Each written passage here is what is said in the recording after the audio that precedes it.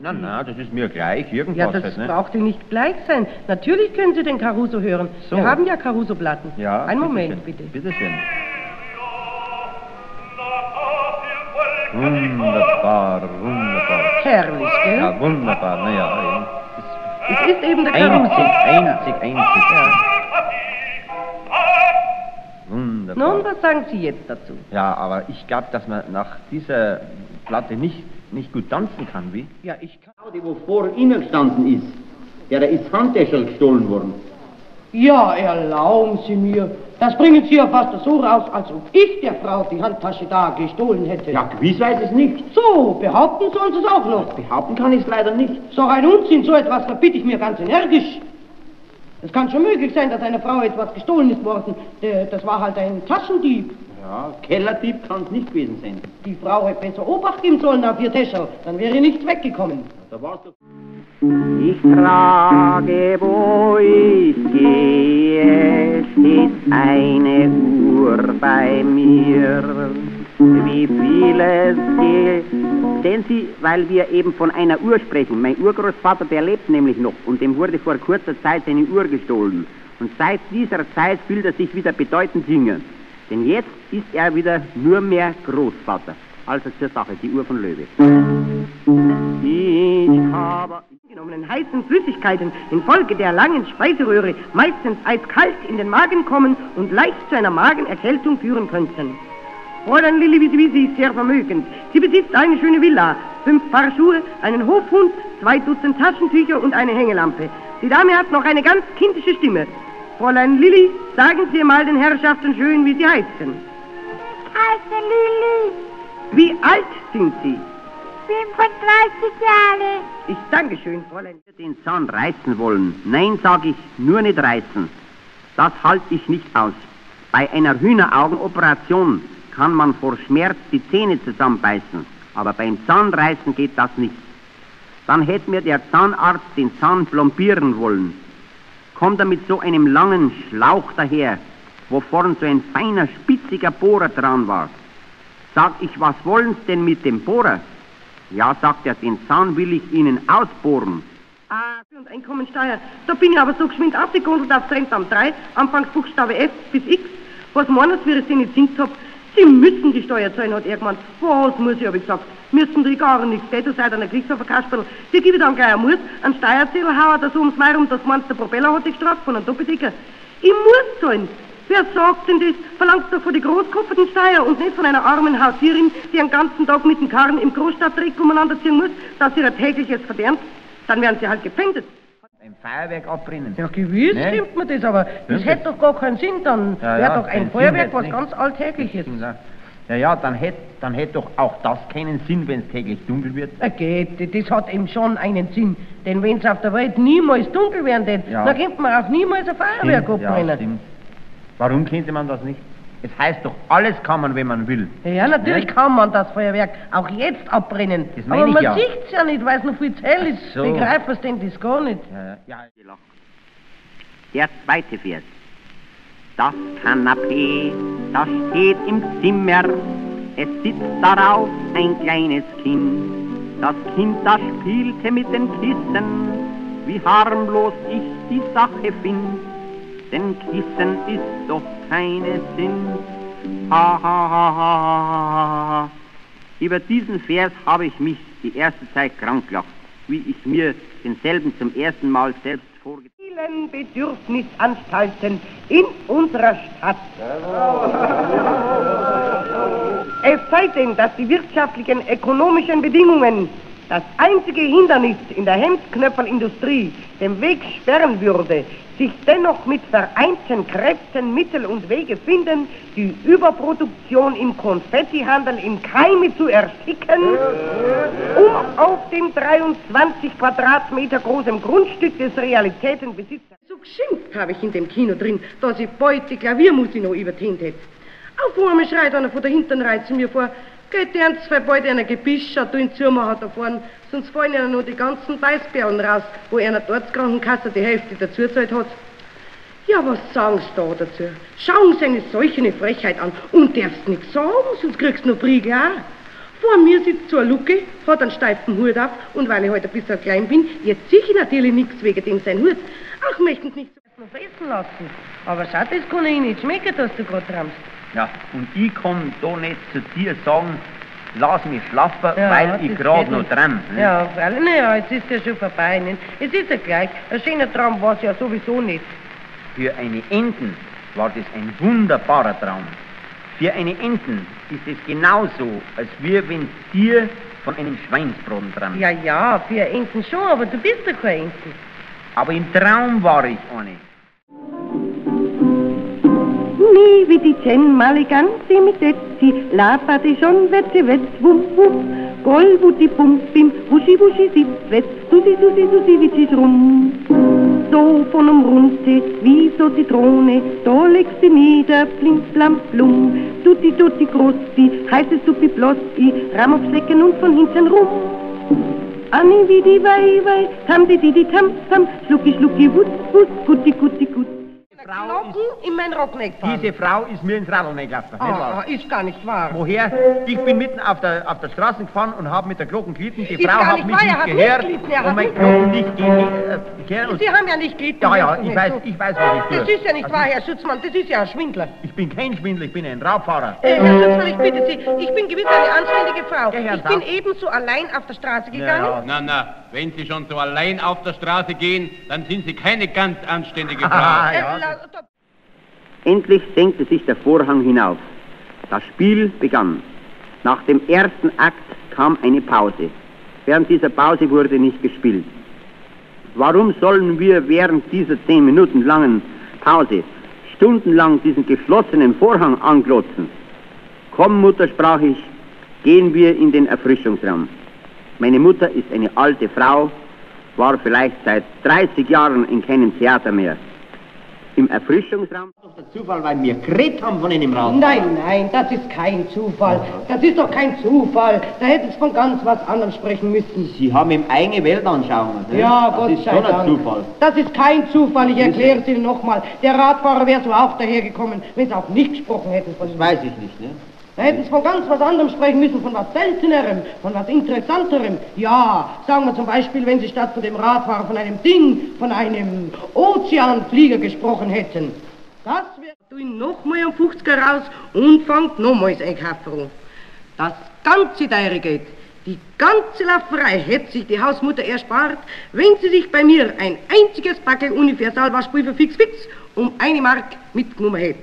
Es ist konstatiert und von Sachverständigen nachgewiesen worden, dass man mit einem einzigen Packel Universalwaschpulver fix sämtliche Taschentücher vom ganzen Deutschen Reich waschen kann.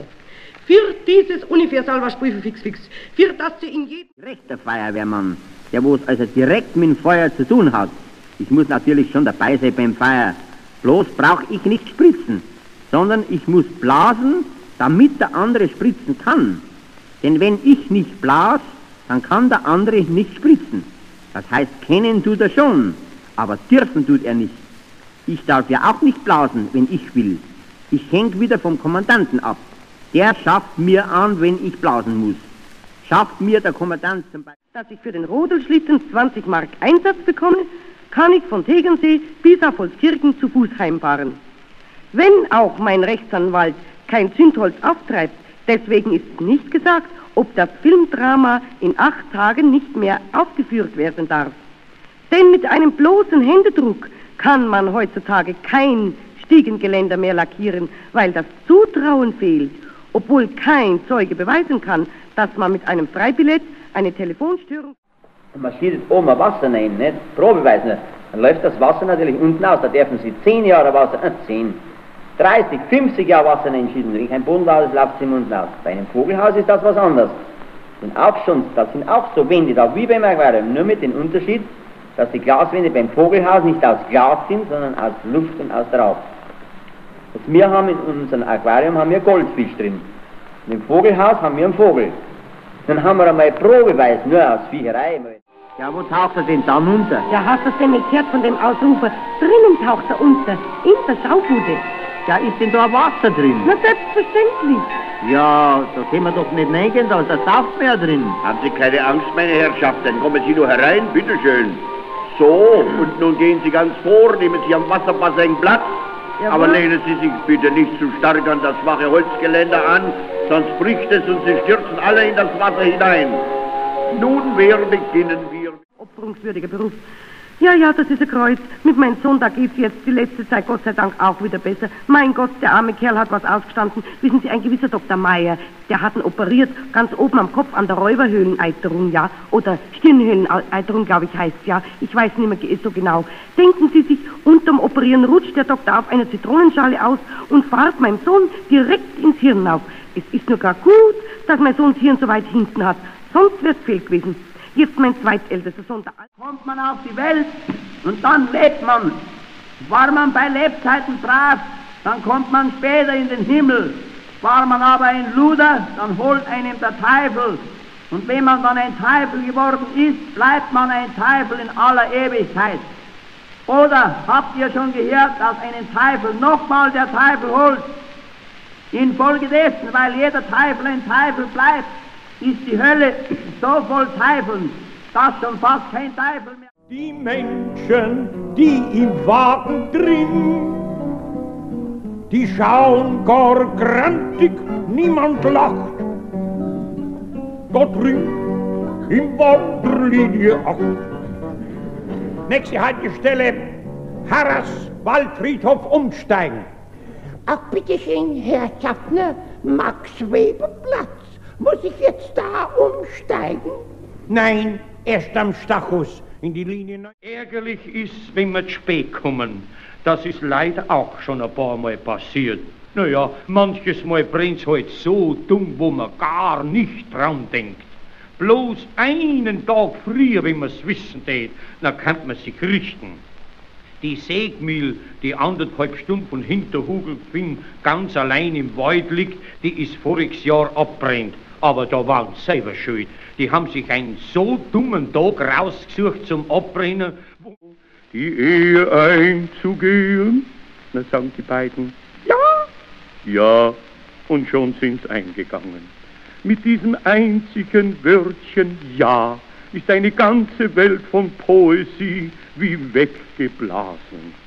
Wenn das Brautpaar auf Standesamt geht und sie würden die Mienen der Leute beobachten, die ihnen begegnen, aber nur wenn einer heiratet, nachher und sieht ja nicht mehr, dann ist er nicht mehr normal, vorm Standesamt stehen. Serien haben wir geschrieben. Damals hat es so schöne Serien gegeben, zum Beispiel der Trompeter von Säckingen oder Ich weiß ein Herz, für das ich bete. Und da haben wir jeden Tag eine Karte geschrieben, aber nie den Namen darunter. Oh, das hätten uns mir nicht getraut, so frech waren wir nicht.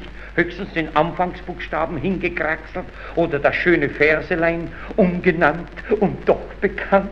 Jetzt ist es passiert, dass man mit dem Mädel schon ein halbes Jahr ein Verhältnis gehabt hat und sie hat gar nichts gewusst davon. Dass ein Unterammergauer bei den Oberammergauer mitmachen darf. Die lassen uns nicht mitmachen und ich hätte so gern mitspielen. Ich hätte so ein gutes Gesicht als Pilatus, ja, aber sie lassen mich nicht mitmachen. Ich hätte ja aber was anderes spielen, das war mir gleich ein Mann aus dem Volke mit dem Palmwedel, auch einen linken Schächer da die machen, sogar den, der bei der Kreuzigung das Nagelkistel nachtragt, alles die machen, aber sie lassen mich halt nicht mitmachen. Und der Ammergauer darf keiner mitmachen. Jo. Aber dass dieser Zweckbau also da ausgerechnet vor meinen Lohn hinbaut werden soll, das geht aber nicht. Sie wissen doch selber, dass ein derartiges Etablissement gewisse Gerüche verbreitet, die wo nicht zur Appetitlichkeit meiner Fleisch- und Wurstwaren beitragen können. Und auch aus hygienischen und aus sanitären Gesichtspunkten heraus kann die Geschichte nicht vor meinen Laden aus. Weißen, dass du dein Mammerle schon noch war, du Lausbur, du Frecher. Jetzt lacht ja mein Prinzipurwele, den schönsten Burm von der ganzen Welt, den hab ich. Und hergeben tue ich nicht um 100 Millionen. So spricht die Mutter mit ihrem kleinen Kinde. Wenn aber das Kind erwachsen ist und in der rauen Münchner Luft groß geworden, dann spricht es ein bisschen anders. Der Wammelschursche, der hat ein Holz im Wald rausgeholt und fährt dann mit seinem Wagen die Degen. Das ist ein Moskitonetz. Moskito gibt's hier auch? Entzückend. Ja, unter diesem Netz wirst du heute Nacht in meinen Armen ruhen. Oh, Schatzi. Geh mal am Balkon hinaus. Wir haben auch einen Balkon. Ja, habe ich eins telegrafisch für dich bestellt. Oh, du denkst an alles. Ja. Oh, Otto, ich bin ja so glücklich. Gell, ja. Ist es nicht genauso, wie ich dir erzählt habe? Ja, bezaubernd. Ja. Wie in einem Meer. Wenn fort muss von der Welt, siehst du, wenn's dich hungert fest, wie's an anderen schmeckt, wie unterschneit's allerbest, oh, wie man da schlägt. Das ist eine Seelenpein und man drückt und schluckt. Ein Trost gibt's, man denkt sich fein, ob's dem dann nicht druckt.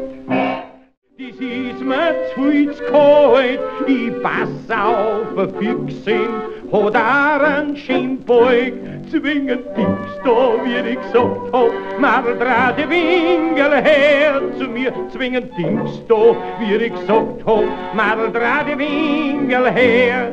Beim Haiauflohn steht Tieren am Wagen was drauf und der Knecht gobit's Haie von unten hin. Herr Nachbar, Prost. Ja, Bayern, na, euch kann man so lassen. Ja, das ist uns auch das lieber, falls uns so lost, wie wir sind. Aber Junge, ihr müsst doch mit der Zeit gehen. Ja, das tun wir schon. Bei uns ist jetzt 6:15 und bei eng, da wird's auch nicht mehr sein. Bei uns ist bedeutend mehr. Ja, freilich. Bei den Preisen, da wird's jetzt mehr sein. Ja, bei uns ist genau 17:45. Sehen Sie? Vorbei und sagt, auf welche Hafen wollen Sie? Jetzt diese Frage kam mir etwas undiskret vor. Sagt er, wollen Sie vielleicht am Flughafen? Sag ich, ja. Ja, dann müssen Sie raus. Sag, ja, Sie haben doch gesagt, wer am Hafen will, der soll sitzen bleiben. Ja, mein lieber Mann, wir haben mehr Häfen in Friedrichshafen. So, das habe ich nicht gewusst. Das soll halt das Friedrichshafen heißen und nicht Hafen. Also am Flughafen dann unten, da war alles abgesperrt, da wollten sie mich gar nicht reinlassen. Ich habe mich vorhin hingedrängt und dann hat er gesagt, die Frau spielen. Ja, kennst du nicht? Also ein Platter da ist er und schiegeln tut er. Man weiß nicht, schaut er an oder schaut er auf Heiligen Geist durch.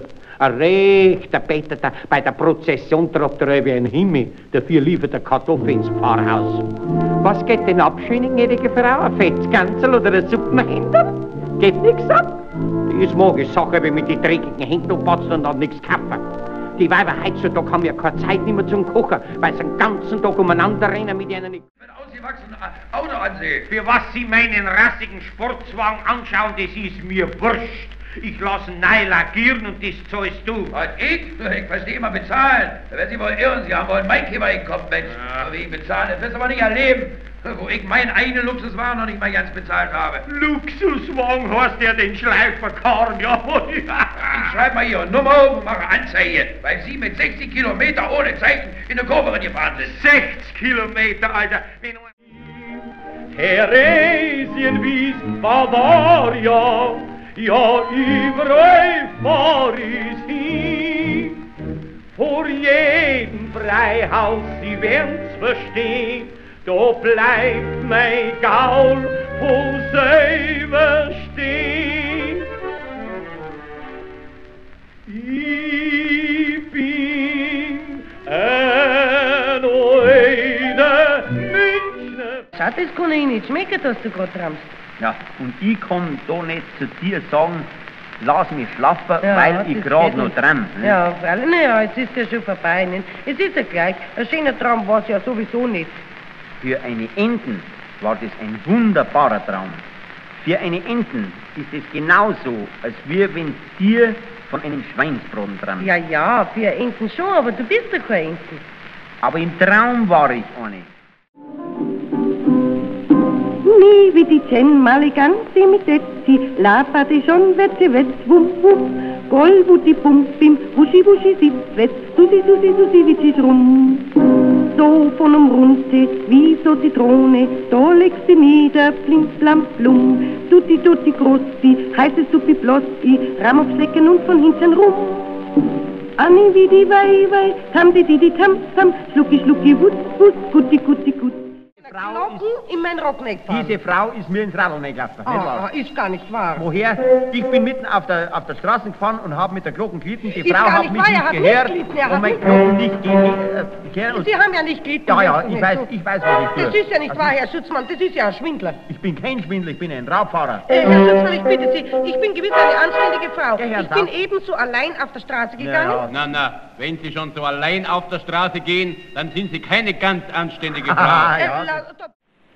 Endlich senkte sich der Vorhang hinauf. Das Spiel begann. Nach dem ersten Akt kam eine Pause. Während dieser Pause wurde nicht gespielt.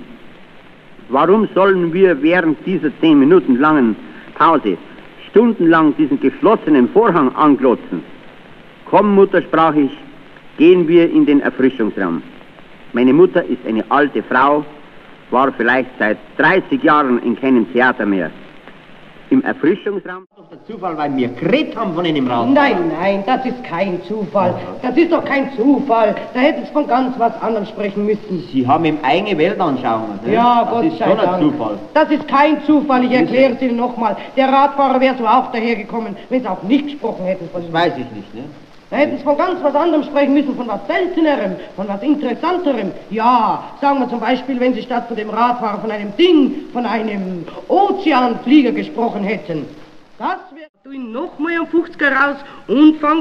Na, das ist mir gleich, irgendwas. Ja, das halt, ne? braucht ja nicht gleich sein. Natürlich können Sie den Caruso hören. So. Wir haben ja Caruso-Platten. Ja, einen Moment, bitte. Bitteschön.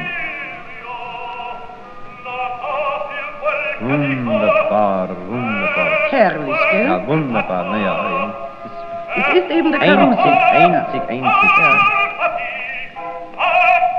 Wunderbar. Nun, was sagen Sie jetzt dazu? Ja, aber ich glaube, dass man nach dieser Platte nicht gut tanzen kann, wie? Ja, ich kann. Die, wo vor Ihnen gestanden ist, der ist Handtäschel gestohlen worden. Ja, erlauben Sie mir. Das bringen Sie ja fast so raus, als ob ich der Frau die Handtasche da gestohlen hätte. Ja, gewiss weiß es nicht. So, behaupten sollen Sie es auch noch. Behaupten kann ich es leider nicht. So ein Unsinn, so etwas verbitte ich mir ganz energisch. Es kann schon möglich sein, dass einer Frau etwas gestohlen ist worden. Das war halt ein Taschendieb. Ja, Kellerdieb kann es nicht gewesen sein. Die Frau hätte besser Obacht geben sollen auf ihr Täschel, dann wäre nichts weggekommen. Da war's doch... Ich frage, wo ich gehe, steht eine Uhr bei mir. Wie viel es geht. Sehen Sie, weil wir eben von einer Uhr sprechen. Mein Urgroßvater, der lebt nämlich noch und dem wurde vor kurzer Zeit seine Uhr gestohlen. Und seit dieser Zeit fühlt er sich wieder bedeutend jünger. Denn jetzt ist er wieder nur mehr Großvater. Also zur Sache, die Uhr von Löwe. Ich habe genommenen heißen Flüssigkeiten infolge der langen Speiseröhre meistens eiskalt in den Magen kommen und leicht zu einer Magenerkältung führen könnten. Fräulein Lilli Wiese ist sehr vermögend. Sie besitzt eine schöne Villa, 5 Paar Schuhe, einen Hofhund, 2 Dutzend Taschentücher und eine Hängelampe. Die Dame hat noch eine ganz kindische Stimme. Fräulein Lilli, sagen Sie mal den Herrschaften schön, wie Sie heißen. Ich heiße Lilli. Wie alt sind Sie? 35 Jahre. Ich danke schön, Fräulein. Den Zahn reißen wollen. Nein, sag ich, nur nicht reißen. Das halte ich nicht aus. Bei einer Hühneraugenoperation kann man vor Schmerz die Zähne zusammenbeißen, aber beim Zahnreißen geht das nicht. Dann hätte mir der Zahnarzt den Zahn plombieren wollen. Kommt er mit so einem langen Schlauch daher, wo vorn so ein feiner, spitziger Bohrer dran war. Sag ich, was wollen's denn mit dem Bohrer? Ja, sagt er, den Zahn will ich Ihnen ausbohren. Und Einkommensteuer. Da bin ich aber so geschwind aufgegondelt auf Trentamt 3, Anfangsbuchstabe F bis X. Was meinen Sie, wie ich Sie nicht singt hab? Sie müssen die Steuer zahlen, hat er gemeint. Was muss ich, hab ich gesagt. Müssen die gar nichts, gell? Du seid einer Kriegshofer-Kasperl. Die gebe ich dann gleich einen Steuerzettel hauen, da so ums Mai rum, das meinst der Propeller hat dich gestraft von einem Doppeldecker. Ich muss zahlen. Wer sagt denn das? Verlangt doch von die großkopferten Steuer und nicht von einer armen Hausierin, die den ganzen Tag mit dem Karren im Großstadtdreck umeinander ziehen muss, dass sie ihr tägliches verdient. Dann werden sie halt gepfändet. Ein Feuerwerk abbrennen. Ja, gewiss stimmt mir das, aber das hätte doch gar keinen Sinn. Dann wäre doch ein Feuerwerk was ganz Alltägliches. Ja, dann hätt doch auch das keinen Sinn, wenn es täglich dunkel wird. Geht, das hat eben schon einen Sinn. Denn wenn es auf der Welt niemals dunkel werden wird, Ja. dann könnte man auch niemals ein Feuerwerk abbrennen. Ja, stimmt. Warum könnte man das nicht? Es heißt doch, alles kann man, wenn man will. Ja, natürlich kann man das Feuerwerk auch jetzt abbrennen. Das meine Aber ich man ja. sieht's ja nicht, weil es noch viel zu hell ist. so. Begreifen Sie denn das gar nicht? Ja. Der zweite Vers. Das Kanapee, das steht im Zimmer, es sitzt darauf ein kleines Kind. Das Kind, das spielte mit den Kissen, wie harmlos ich die Sache find. Denn Kissen ist doch keine Sinn. Ha, ha, ha, ha, ha, ha. Über diesen Vers habe ich mich die erste Zeit krank gelacht, wie ich mir denselben zum ersten Mal selbst vorgestellt habe. Vielen Bedürfnisanstalten in unserer Stadt. Es sei denn, dass die wirtschaftlichen, ökonomischen Bedingungen das einzige Hindernis in der Hemdknöpfelindustrie den Weg sperren würde, sich dennoch mit vereinten Kräften Mittel und Wege finden, die Überproduktion im Konfettihandel im Keime zu ersticken, um auf dem 23 Quadratmeter großen Grundstück des Realitätenbesitzers. So geschimpft habe ich in dem Kino drin, dass ich bald die Klaviermusik noch übertönt hätte. Auf einmal schreit einer von der hinteren Reihe zu mir vor, geht ernstfrei bald einer Gebisch, schaut du ihn zumachen da vorne, sonst fallen ihnen noch die ganzen Weißperlen raus, wo einer dort Krankenkasse die Hälfte dazu gezahlt hat. Ja, was sagen Sie da dazu? Schauen Sie eine solche Frechheit an und darfst nichts sagen, sonst kriegst du noch Priegel auch. Vor mir sitzt so ein Lucke, hat einen steifen Hut auf und weil ich heute ein bisschen klein bin, jetzt sehe ich natürlich nichts wegen dem sein Hut. Auch möchten Sie nicht so noch fressen lassen. Aber nochmals einkaufen. Das ganze teure Geld, die ganze Lauferei hätte sich die Hausmutter erspart, wenn sie sich bei mir ein einziges Packel Universalwaschpulver fix um 1 Mark mitgenommen hätte. Es ist konstatiert und von Sachverständigen nachgewiesen worden, dass man mit einem einzigen Packel Universalwaschpulver fix sämtliche Taschentücher vom ganzen Deutschen Reich waschen kann. Für dieses Universalwaschpulver fix, für das sie in jedem... Rechter Feuerwehrmann, der wo es also direkt mit dem Feuer zu tun hat. Ich muss natürlich schon dabei sein beim Feuer. Bloß brauche ich nicht spritzen, sondern ich muss blasen, damit der andere spritzen kann. Denn wenn ich nicht blas, dann kann der andere nicht spritzen. Das heißt, kennen tut er schon, aber dürfen tut er nicht. Ich darf ja auch nicht blasen, wenn ich will. Ich hänge wieder vom Kommandanten ab. Der schafft mir an, wenn ich blasen muss. Schafft mir der Kommandant zum Beispiel... Dass ich für den Rodelschlitten 20 Mark Einsatz bekomme, kann ich von Tegernsee bis auf Holzkirchen zu Fuß heimfahren. Wenn auch mein Rechtsanwalt kein Zündholz auftreibt, deswegen ist nicht gesagt, ob das Filmdrama in 8 Tagen nicht mehr aufgeführt werden darf.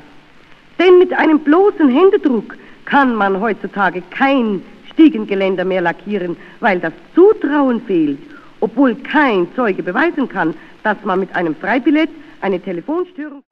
Und man schießt oben ein Wasser rein, nicht? Probeweis nicht. Dann läuft das Wasser natürlich unten aus, da dürfen Sie 10 Jahre Wasser, 10, 30, 50 Jahre Wasser reinschießen. Wenn kein Boden aus ist, läuft es im unten aus. Bei einem Vogelhaus ist das was anderes. Das sind auch so Wände da, wie beim Aquarium, nur mit dem Unterschied, dass die Glaswände beim Vogelhaus nicht aus Glas sind, sondern aus Luft und aus Rauch. Also wir haben in unserem Aquarium Goldfisch drin. Und im Vogelhaus haben wir einen Vogel. Dann haben wir einmal Probeweis, nur aus Viecherei. Ja, wo taucht er denn dann unter? Ja, hast du es denn nicht gehört von dem Ausrufer? Drinnen taucht er unter, in der Schaubude. Ja, ist denn da Wasser drin? Na, selbstverständlich. Ja, da können wir doch nicht reingehen, da sauft man ja drin. Haben Sie keine Angst, meine Herrschaften, kommen Sie nur herein, bitteschön. So, und nun gehen Sie ganz vor, nehmen Sie am Wasserbassin Platz. Jawohl. Aber lehnen Sie sich bitte nicht zu stark an das schwache Holzgeländer an, sonst bricht es und Sie stürzen alle in das Wasser hinein. Nunmehr beginnen wir. Opferungswürdiger Beruf. Ja, das ist ein Kreuz. Mit meinem Sohn, da geht's jetzt die letzte Zeit Gott sei Dank auch wieder besser. Mein Gott, der arme Kerl hat was ausgestanden. Wissen Sie, ein gewisser Dr. Meier, der hat ihn operiert, ganz oben am Kopf an der Räuberhöhleneiterung, ja, oder Stirnhöhleneiterung, glaube ich, heißt ja. Ich weiß nicht mehr so genau. Denken Sie sich, unterm Operieren rutscht der Doktor auf einer Zitronenschale aus und fährt meinem Sohn direkt ins Hirn auf. Es ist nur gar gut, dass mein Sohn das Hirn so weit hinten hat. Sonst wär's fehl gewesen. Jetzt mein zweitältester Sohn. Kommt man auf die Welt und dann lebt man. War man bei Lebzeiten brav, dann kommt man später in den Himmel. War man aber ein Luder, dann holt einem der Teufel. Und wenn man dann ein Teufel geworden ist, bleibt man ein Teufel in aller Ewigkeit. Oder habt ihr schon gehört, dass einen Teufel nochmal der Teufel holt? Infolgedessen, weil jeder Teufel ein Teufel bleibt, ist die Hölle so voll Teufeln, dass schon fast kein Teufel mehr... Die Menschen, die im Wagen drin, die schauen gar grantig, niemand lacht. Da drin, im Wanderlinie 8. Nächste Haltestelle, Harras, Waldfriedhof umsteigen. Ach, bitteschön, Herr Schaffner, Max-Weber-Platz. Muss ich jetzt da umsteigen? Nein, erst am Stachus in die Linie 9. Ärgerlich ist, wenn wir zu spät kommen. Das ist leider auch schon ein paar Mal passiert. Naja, manches Mal brennt's halt so dumm, wo man gar nicht dran denkt. Bloß einen Tag früher, wenn man's wissen tät, dann kann man sich richten. Die Sägmühl, die 1,5 Stunden von Hinterhugelfing ganz allein im Wald liegt, die ist voriges Jahr abbrennt. Aber da waren sie selber schuld. Die haben sich einen so dummen Tag rausgesucht zum Abbrennen. Die Ehe einzugehen? Na, sagen die beiden. Ja. Ja, und schon sind's eingegangen. Mit diesem einzigen Wörtchen Ja ist eine ganze Welt von Poesie wie weggeblasen. Wenn das Brautpaar auf Standesamt geht und sie würden die Mienen der Leute beobachten, die ihnen begegnen, aber nur wenn einer heiratet, nachher und sieht er ja nicht mehr, dann ist er nicht mehr normal, vorm Standesamt stehen. Serien haben wir geschrieben. Damals hat es so schöne Serien gegeben, zum Beispiel